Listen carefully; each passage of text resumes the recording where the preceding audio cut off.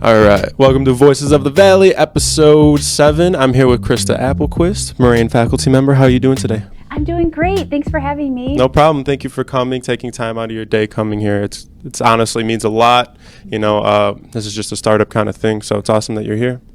So I heard that the speech team just took regionals this week. Yes, we did take a gold medal, which is the equivalent of a first place at the regional tournament. Yeah. So regionals includes all the community college speech teams in Illinois. Oh, wow. Yeah. And so how does that work? Is it like, what is there like a thing you have to write a speech on, or do you do your own speech? Okay, so forensics. So Yeah. competitive speech and drama is called forensics. Okay. Sometimes people are like, are your students like cutting up dead bodies? And I'm like, look, I can't chaperone them all the time, but that's not what we do. It's called forensics because Aristotle taught forensics argumentation, as in court of law argumentation. And early law school students would say, hey, let's make a forensics team so we can just practice argumentation. So we had the word first. Forensics works like a track meet. So you know how if you join track, you might be a hurdler. You know, they might be a 100-yard dasher. Somebody else might do, you know, the 440.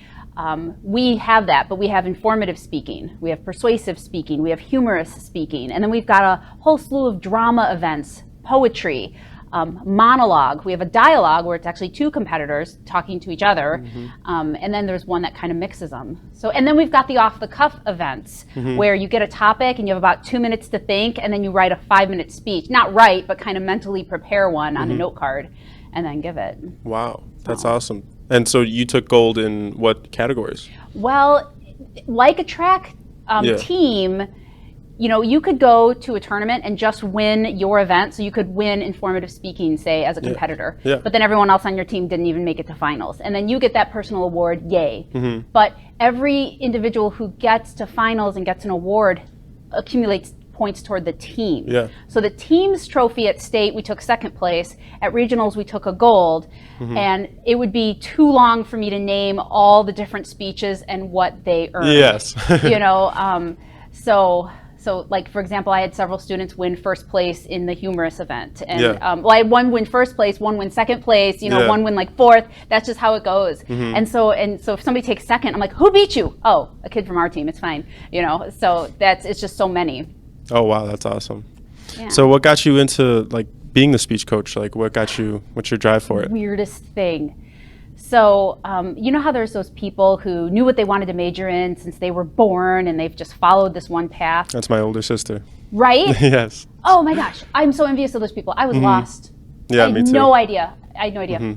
I was an athlete in high school, and then I even played sports in college. And then one day I was walking around, I didn't know what to major in, so I picked communication. You know, I think it just like catches a lot of us that way. And I was walking around bored at Eastern Illinois University, and I saw a flyer printed and posted on one of those bulletin boards that said speech team tryouts. And I thought, that sounds like a rush. That sounds like fun. I'm just going to go for it. So I walked into the speech team tryouts, and the first thing the coach did, he goes, I'm going to have everybody go around the room and do kind of a brag session.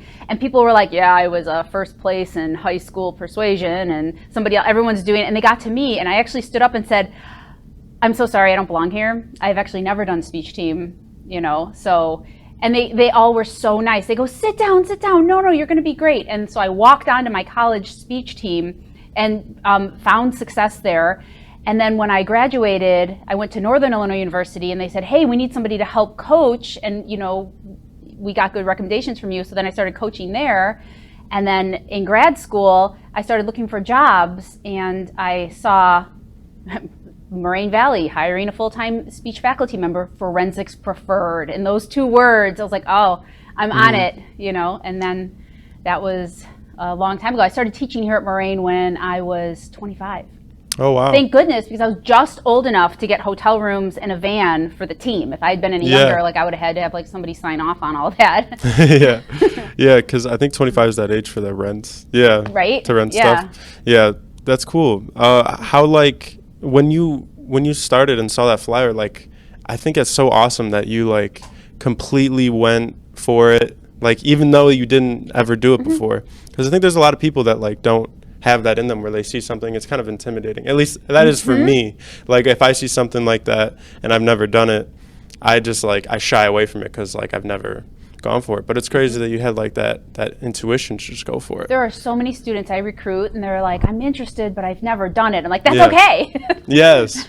Yeah. And you really found your path that way. Oh my gosh, yes. Yeah. Yeah. What a game changer. I walked by a flyer. You walked by a flyer. I mean, that's why they make them. Yeah. Right? Right? Yeah. Yeah. So, and that was my transition from athletics into this activity. And Yeah. had I not seen that flyer, I don't know, I might be the softball coach. So. Yeah. Who knows? So you were a comm teacher then, right? So That's right. Yeah. So you majored in communications and probably teaching or education, something like that. Yes.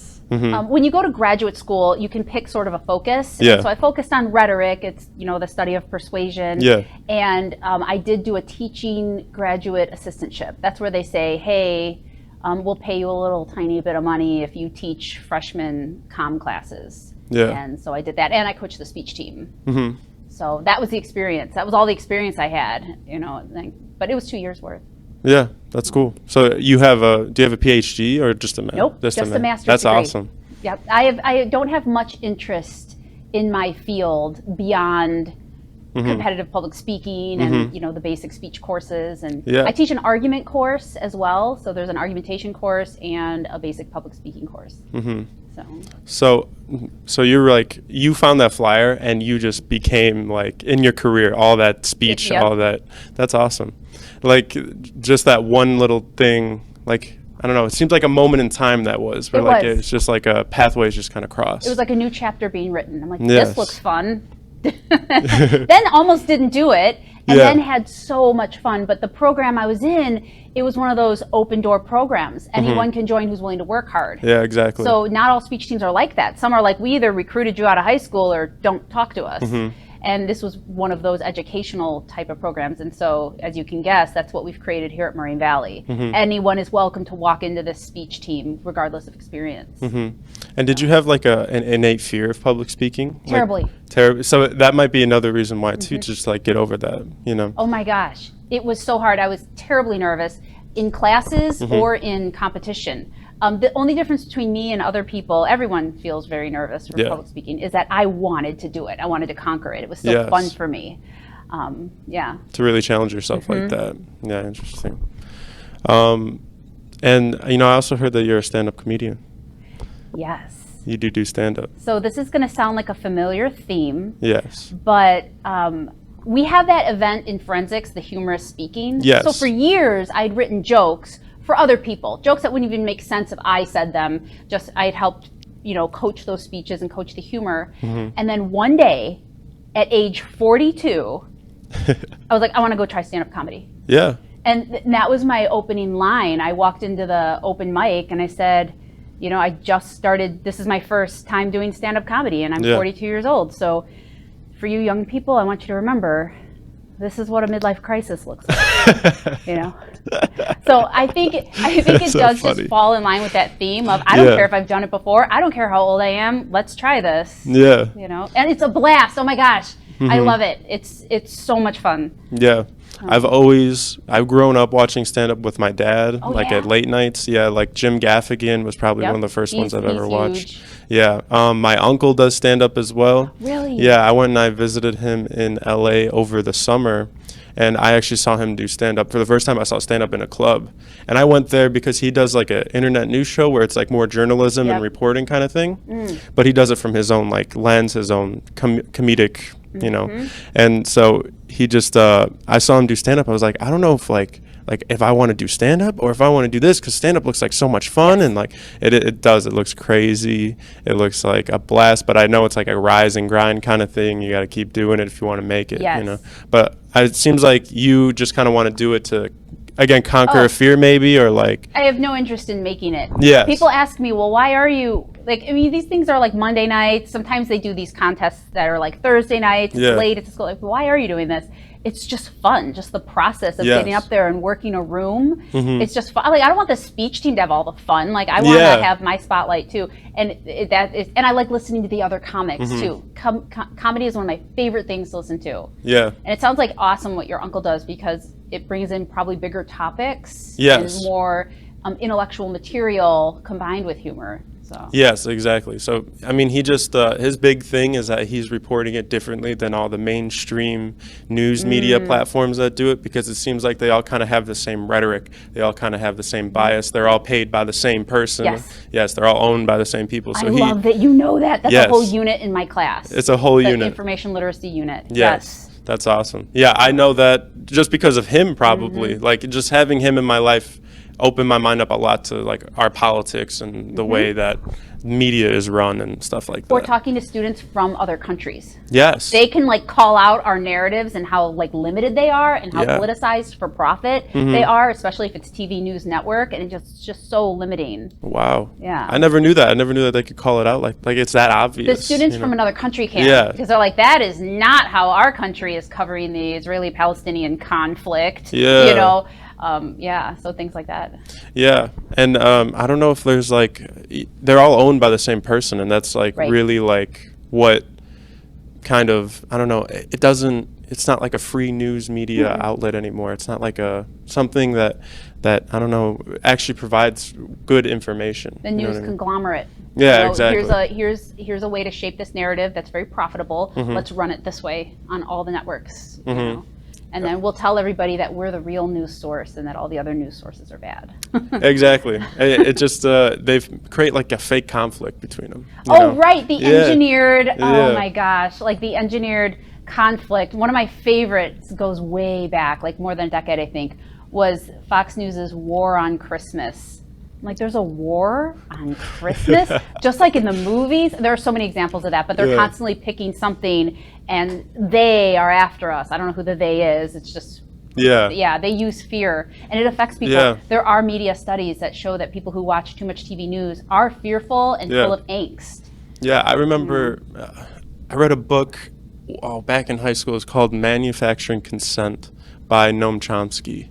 And another author who's also like really big in linguistics and stuff like that. And it goes through how our news is run, and that big they thing, that there's always like a scapegoat or a boogeyman that they have to talk about. Like in the early 2000s it was Al Qaeda, and then it changed to ISIS, and now it's Russia again. So it's always there's that the Muslim American terrorist narrative, which is ironic that the FBI will tell you our main culprits for domestic terrorism are not Muslims here in America, like the random public shootings and things like that. Yeah, it seems targeted, I should say, not random. But it's crazy that we're like the only country that has shootings all the time. I don't know if there are in like other countries, but we're like, we not just have developed nations. Developed countries. Like, it seems like we should be past this. And I know, like, talking to my parents about it, they're like, when we were growing up, we didn't have to worry about all that. Like, going to school, we didn't have to like think that someone could come in and shoot us. Like, I wonder why that's like a new modern kind of thing. It might be publicized more, or it's more common. I'm not actually sure, but I do know that in 1993 there was a mass shooting at a Brown's Chicken in Palatine, Illinois. And I know that because some of my classmates were killed. They weren't like best friends of mine, but they were people that I knew, but they were killed. And that was my first experience with like a public shooting. And I just remember thinking the senselessness of it. A guy just went in there trying to be tough and just decided to do that one day. It was ever since then, it's been like on my radar, like same as you, like why does this happen so much here? And it seems like there's like a new one coming. It's constant. It's constant, and they're closing down mental health facilities, state-run mental health facilities, and all that. And it's just like, I don't know. I don't think we're handling it in the best way, but that's just our country right now, and we'll see what happens in the future, right? We'll be talking about it on the speech circuit. Topics, deliberating on it. So what's your favorite topic to like write a speech about, talk about? Every year it would be different. So my favorite event, so you know how I gave you the track analogy? My favorite event would be the humorous speaking. Because it's a persuasive speech where you argue about or present arguments towards some serious social issue, not a life or death issue, but just some issue, and then make jokes about it throughout. So I would say that's my favorite. Right now we've got a topic on this thing called the Cassandra curse, where society just ignores the warnings of scientists. So just that whole psychological phenomenon. We have a speech about tough guy politicians how recently America has seemed to, lots of voters have gravitated toward that politician that appears tough, that word, that performance of masculinity in that particular way, that scrappy, cursing, I'm a tough guy. Yeah. So he has a blast with that. He gets big laughs there. We have another topic about fat shaming in the gay male community. Okay. So with their dating apps and things like that, like that's a whole issue. And it was so fun at regionals because the students got to perform live.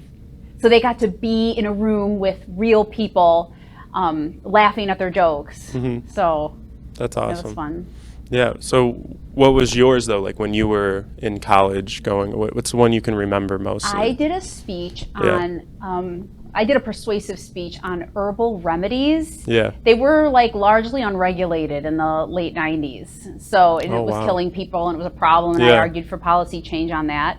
I did an informative speech on how mosquitoes are being genetically engineered so that they can't transmit malaria. Yeah. And now, so this is like 20 years ago, right? Yeah.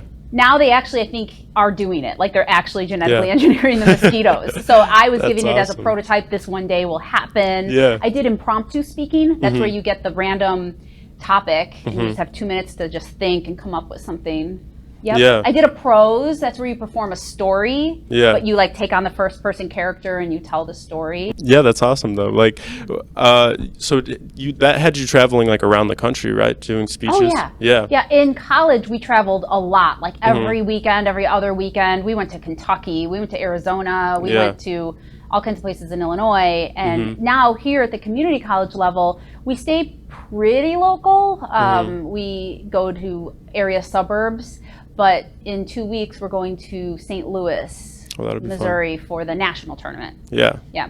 I've been to a lot of places for the national tournament, but not St. Louis yet. So that'll be neat. So what's like the biggest thing about speech that you think you could give advice on? Like the biggest thing that you hone in on of what makes a great speech?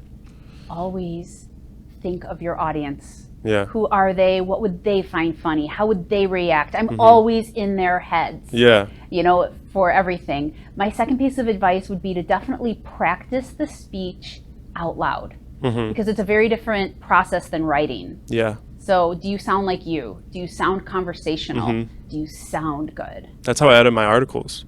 You say them out loud. I literally say them out loud because I realize like, oh, I'm just talking from my inner voice. And my inner voice is very, it's not as like I'm talking to someone or informing someone. It's more like my own opinion, my own kind of thing. So yeah, that's exactly how, I had a writing teacher in high school that told me to do that. And that really like grew my writing. My writing teacher in high school told me to do that. Yes. And I was like, my grades went up incredibly from just that. Say it out. And I tell my students all the time, say this out loud. I'm like, I spent 10 minutes trying to understand what the heck you're talking about. Say it out loud. Yeah, sometimes when I write, it's like a blurb, you know? Right. It's just like whatever's in there just gets on the paper. And I think like, oh, that's so good. And then, you know, I give it to my dad and he's like, all right, say it out loud, son. Say it out loud. Wait, when it's clear. Yeah. And I'm like, oh, wait, no, that doesn't make sense. Yeah. But yeah, that's exactly how it is. So yeah. I don't know where to go from here. Sorry, I'm having a brain fart. Yeah, so that's okay. So we're looking forward to the national tournament. Yeah, that's great. You know, the team. And that's in 2 weeks in Missouri? Yeah, it's a long tournament. Is it like weekend, week? It's like a week. It's a week. So it's like Monday through Saturday competition. Because there, again, that track meet analogy, there are so many events and there are hundreds of students at this tournament. So. I mean, you guys will have opportunity to like travel. I mean, like, we do be a little touristy. Sightseeing. I think we're gonna go to the Arch. Yeah. What else do you do in St. Louis? You know, so. I'm not too sure. I've never been. Right. So we will have time for a little bit of that. Yeah. Some coaching and practicing, and there's a banquet. Oh, okay. So we get to dress up, and that's always fun. Yeah, that's good. Yeah. Is that where they give out the rewards? Is that the banquet? No, that's actually the beginning. That's like this kickoff thing where we're all together, you know, and that's what's great about our community. We want to win, we want to beat the other competitors, but there's this camaraderie and friendship that the students finally got to experience because we're not online anymore. Yeah. So we've been doing online tournaments, you know, for months, and so that'll be fun. Is this the first like national in-person tournament since COVID? Since COVID, yeah. So my whole 2020 team got their nationals taken away. They canceled for COVID right before, And then my 2021 team did nationals, but it was online, which is, if I start talking about how I feel about online speech tournaments, you're going to have to use the bleep tool because I'm using bad language. But okay. Yeah, I'm not a fan of it's all about the live interaction for me. And so this year we get to be in person. I'm so excited. Yeah. No, I imagine that's got to be frustrating. You can't. It's hard to give a heartfelt speech in front of a computer. I coach them. You need to talk to the red dot. I know you're not making eye contact with anyone, but like it gives that impression that you're talking right through the screen at somebody. Yes. Yeah. So we did what we could. We played with the medium. We had people popping out of frame and in a frame, being funny and different kinds of things. But there's only so much you can do. Exactly. It's not the same. No. Not the same. No. So you think for every speech you have to dress up? Yeah. There's this. I compare it to like when you see U.S. or any figure skating in the Olympics or gymnastics. You know how it's supposed to be about the figure skating or about the gymnastics move, but it is a performance art. So what you as the piece of art look like matters. Yeah. So the community wears suits. And I think we're like the only people other than suit salesmen and people running for office that are in suits, but we wear the 3-piece suit, and the nice shoes and the nice bag, and we work on hair, and I think a bunch of people on the team are all going to get their eyebrows done, their nails done. Oh yeah, it's because once you advance to certain levels in the final rounds, the judges almost have nothing to go by because they're all good. Like how do you pick who's first, second, third, fourth when they're all really good at that level? So I'm like, have the pretty package. So you have to have everything. The hair. It's that polished professional look. Yeah. So, and I had everybody switch out their colors. I'm like, it's spring. Let's do pastel ties and shirts and, chunky jewelry and all that. We kind of look like politicians or newscasters. A lot of times parents are like, oh my God, what did you do to my kid? And I'm like, you're welcome. Yeah. Yeah. It'd be hard to get me into a 3-piece suit. It's hard. It's hard. Yeah. I struggled with it when I was in college. It was the grunge era. It was like the 90s when I walked onto a team. I'm like, you want me to wear what? Yeah. So I went to Sears, and I'm like, I need a suit. And I put it, I'm like, I look like I'm 30, It was really hard to adjust. It's a weird culture. But everything has their culture, So. Yeah. I hope like in my future I don't have to get in a job where I have to dress up. I like my casual look. Most places you don't. I can't think of many places where I think I wore some of my speech team suits to the first week that I taught here. Yeah. And I looked around at the other teachers and I was like, oh. Yeah. Oh, okay. They're gonna think I'm an administrator. Yeah. That's funny. Yeah, I just love my casual wear.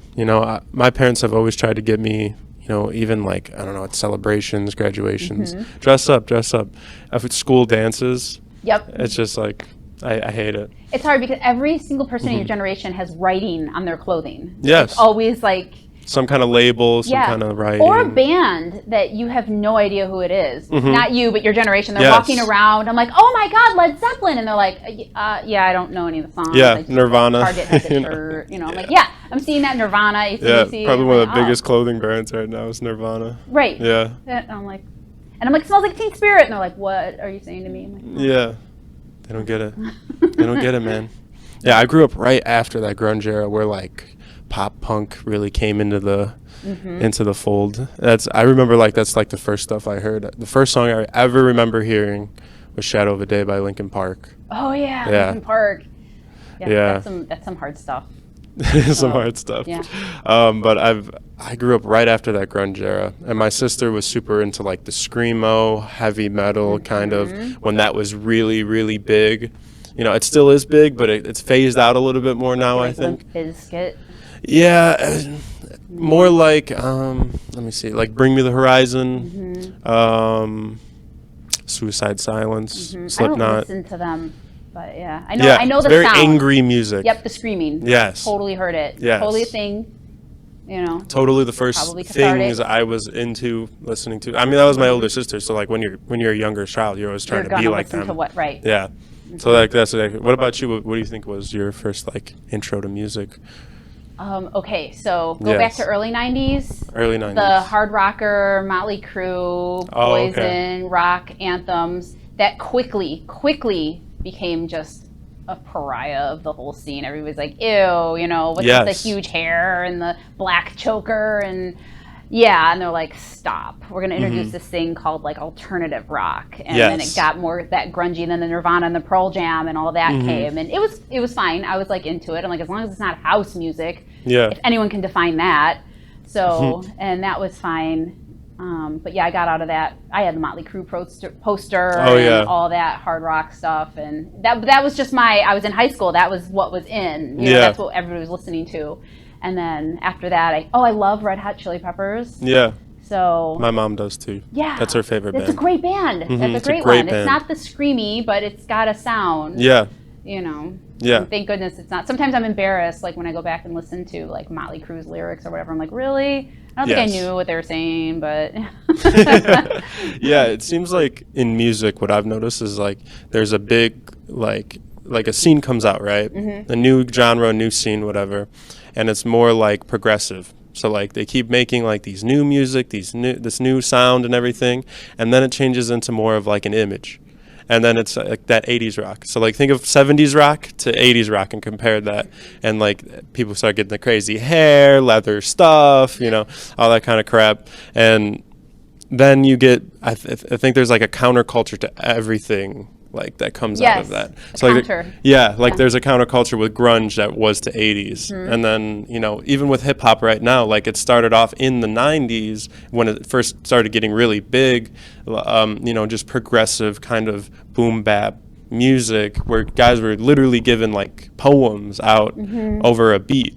And now it's more like, you know, that flashy kind of we're going to party kind of thing. Yeah. And I think there's going to be another counterculture to that will be. in the future. You know, because right now it's the bling era pretty much. It's like, you know, I got the 5 separate diamond chains, you know, gold in my mouth. Oh my god. It's all that image kind all of thing. All of them. Yeah, even Ariana Grande, even though she's, you know, It's taken over pop too. Yeah. It's taken over pop. I am seeing in my daughter's generation, a little bit of materialism creeping back. Yeah. We had it in the late 80s, early 90s. Then we were all like, nah, Goodwill, grunge, we're cool. And now I'm like seeing like the labels come back. Yes.